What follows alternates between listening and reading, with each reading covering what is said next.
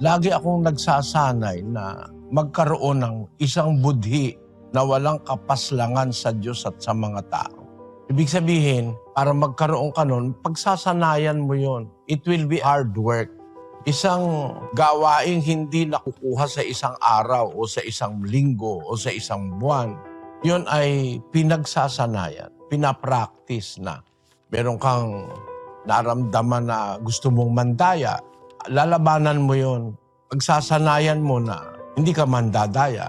Ako kasi naranasan ko yun eh.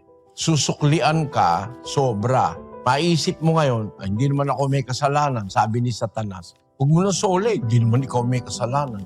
Lagi kong ginagawa, pag nararamdaman ko na huwag ko nang isoli, sosoli ko. Kasi ang sabi ng Diyos, huwag kang mag-iimbot.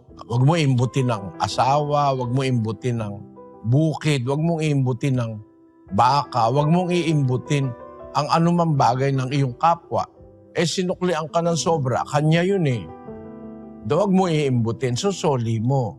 Meron kang napulot, alam mo naman yung may-ari, sosoli mo. Kaya sabi naman ni Satanas, huwag mo na soli. Hindi mo naman ninakaw eh. Pero ang utos ng Diyos, isosoli mo.